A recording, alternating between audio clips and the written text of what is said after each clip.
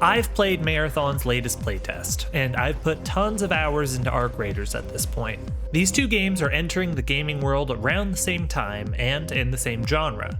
Comparisons are rampant, and if I worked at Bungie, I'd be very scared of how these comparisons are going to impact Marathon sales. Since I have more experience with Marathon than the average person at this time, I feel that I'm in a semi-unique position to offer critique of Marathon while using Arc Raiders as a case study to offer further insight.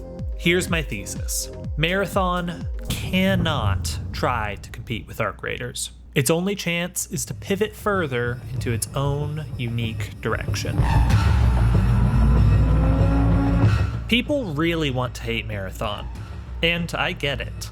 Bungie's seemingly rampant theft of art is unacceptable. Plus, the fact that the former CEO was spending hundreds of thousands of dollars on car collecting while laying off his hardworking employees is disgusting.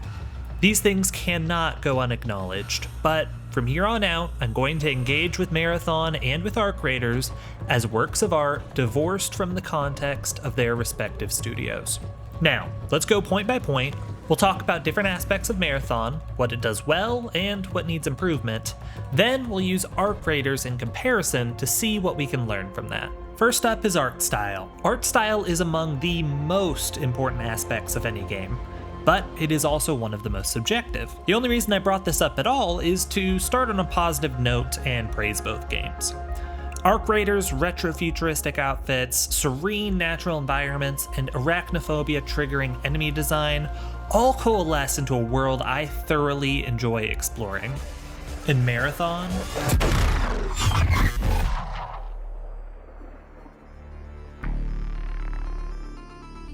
there's simply nothing like Marathon.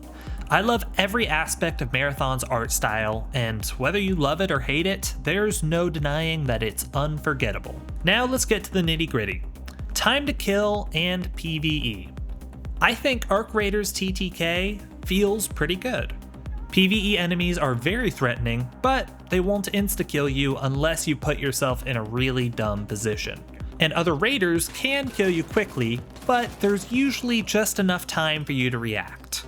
They'll often get the first hit in, but you'll usually have enough time to get to cover or return fire depending on your shield. This stands in stark contrast with Marathon. Unless I had a really good shield, if somebody ambushed me, I wouldn't even know where they were before I was dead on the ground. Now, going up against PvE enemies did feel a little bit more balanced in terms of time to kill. A lot like with Arc Raiders, enemies felt dangerous, but they wouldn't insta-kill. And yet, despite similar TTKs in both games when it comes to PvE enemies, Marathon's PvE fights are far more frustrating than Arc Raiders. I believe this is because of the increased enemy density in Marathon and the fact that damage is far more difficult to avoid. For example, with Arc Raiders, a typical enemy patrol will usually be 1 to 3 drone enemies. They all do significant damage, but their attacks are very well telegraphed, and if you play it right, you can easily avoid any damage in the fight. Versus Marathon, where enemy patrols are far larger, and their attacks are harder to avoid due to their higher projectile velocity and how fast they fire. Even when you play it well, your shields are probably going to break every fight. For those of you who play Arc Raiders, picture this. Double the amount of wasps, half their health, and remove the bright light that shows you where they're aiming. You'd probably still win most of your fights, but you're going to end up taking more damage. You'll be constantly using shield rechargers and using way more ammo to kill all of the additional enemies. Every fight in Marathon just felt like a massive drain on my resources, and avoiding fights was very difficult. But Marathon's gunplay is great. I mean, it's developed by the studio who built Destiny. How could Marathon's gunplay be anything less than an 8 out of 10? So with that in mind, I actually have a proposed solution that I think might solve Marathon's PvP TTK, and that will make PvE feel much less draining. The solution? Copy Fortnite. Don't click off the video. Let me explain. Fortnite has an overshield system. Every player has a small 50 health overshield. The overshield regenerates while not in combat, while your main health bar and shields need to be repaired with items.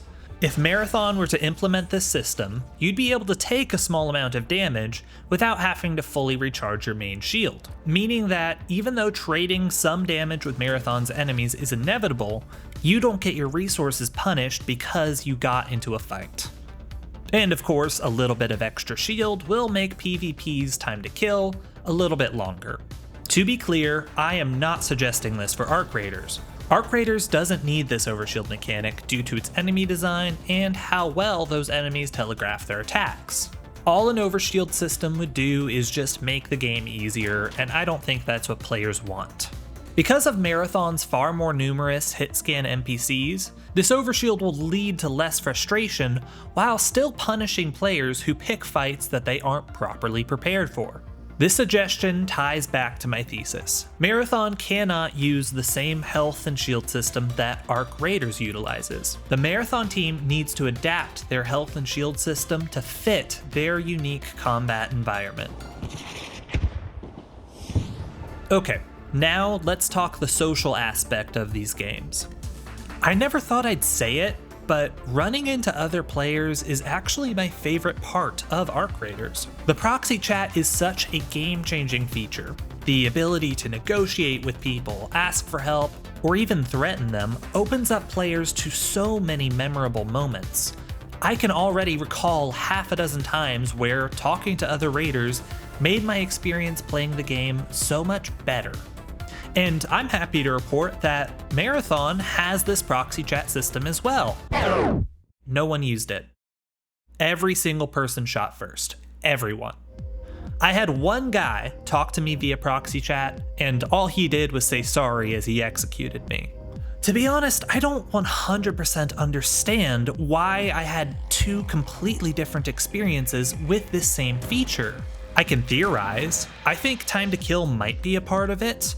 Ambushing other players is inherently less risky in Marathon due to that TTK, so people are just less likely to negotiate and talk to each other. There was also this bug where choosing what audio devices you wanted to use could be difficult. That probably contributed. Another thing to consider is that the audience was 100% made up of people who specifically signed up for this playtest. So maybe it was just a sweatier group of players that was far more into PvP than the average Arc Raiders player. Heck, I could have just gotten unlucky and exclusively ran into people who didn't want to talk. Unfortunately, I am unsure of what the solution to this problem is, but I am certain that this is a massive hurdle that Bungie needs to be paying attention to. This is the only part of this video where I'll say Bungie needs to shamelessly copy Arc Raiders when it comes to their proxy chat. Bungie needs to do whatever it takes to cultivate these types of social interactions that Arc Raiders is so full of. Because a social player base will do more for you than any other system you could possibly implement.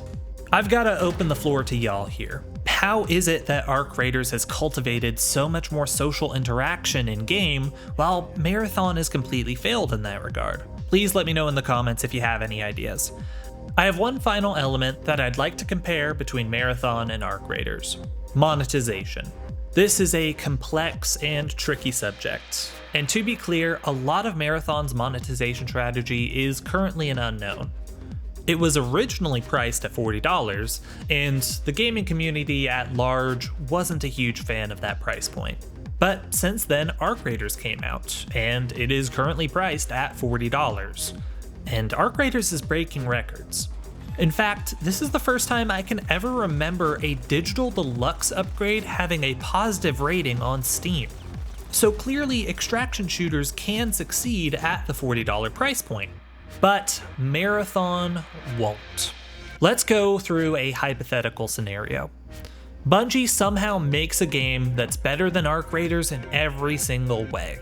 If they release this hypothetical version of Marathon at a $40 price point, the bad press that this game has already accumulated will likely still cripple its launch sales. I believe that Marathon has no choice other than to come in at a cheaper price point. I think that would give Bungie a lot more goodwill from their audience, and more people would be willing to give it a chance.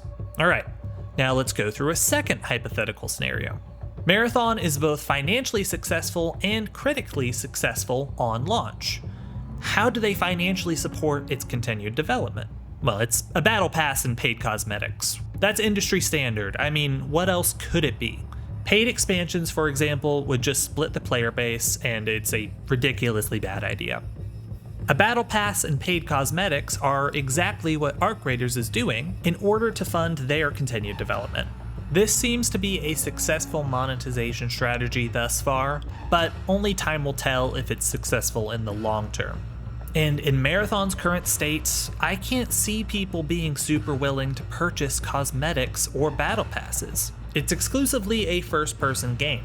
The cosmetics are cool and all, but you rarely see your player character, whereas Arc Raiders has your player character's model in view at all times, leading players to be far more invested in how they look. This once again ties back to my main point. Marathon can't copy Arc Raiders in this regard. Marathon needs first person. I'm not suggesting that they switch to third person like Arc Raiders. So they're going to need to find another way to make cosmetic items more appealing. I believe a social space could achieve this. Something like Destiny's Tower, where you can walk around in third person and hang out with your friends in-game. This also has the potential to offer an endgame activity, such as customizing your base or ship or whatever they make the social space.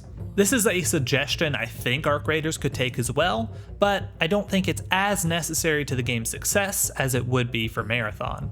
Marathon can't beat Arc Raiders at its own game, and it shouldn't try. I think that Arc Raiders needs to be the wake-up call and catalyst for change at Bungie. Innovate, mix things up, do stuff that Arc Raiders and other extraction shooters haven't done yet. Lean into your studio's strengths. I'm gonna just start throwing stuff at the wall here. Marathon has an incredible world and industry-leading gunplay. Lean into that even more. I think leaning more into PvE could help that. Maybe make some PvE only modes where you can explore Marathon's unique world with a bit more freedom. Maybe make it so that the harder the zone is rated, the more PvP there will be. Here's another idea. How about a mode where all players load into a zone and are marked as friendly to each other? But as the match progresses, hostile player invaders start showing up, kind of like the invaders in Dark Souls, or in the Gambit mode in Destiny. This will add the risk of player versus player combat, and it might also encourage more social interaction between the friendly players, since they might want to team up against those hostile invaders. Maybe you can lean further into the legacy of the Marathon games, and bundle the old school games into this new one. Maybe remaster them or give them out for free. Get creative and fight like hell to stand out and change the perception behind this game, because Marathon has to escape the shadow of comparisons or it's all over. Look, at the end of the day, I am not a game developer, and everything I've suggested here is so much easier said than done. But Marathon really needs to adapt to survive, and I want it to survive. Heck, I want Marathon to thrive. But Arc Raiders is an unstoppable force that has taken over the extraction shooter market. I want a world where both of these games will succeed for many years to come. Arc Raiders is nailing it on every front, but Bungie really has their work cut out for them. Thanks for watching. Let me know in the comments below what Bungie would have to do for you to give Marathon a shot. Do you believe Marathon has any chance at all? And how are you enjoying Arc Raiders? This is a very small channel, so if you enjoyed it, please hit the like button and subscribe to my channel. Otherwise, the YouTube algorithm will just continue to ignore me forever. Thanks for watching, everyone. Hopefully, I'll see you again soon.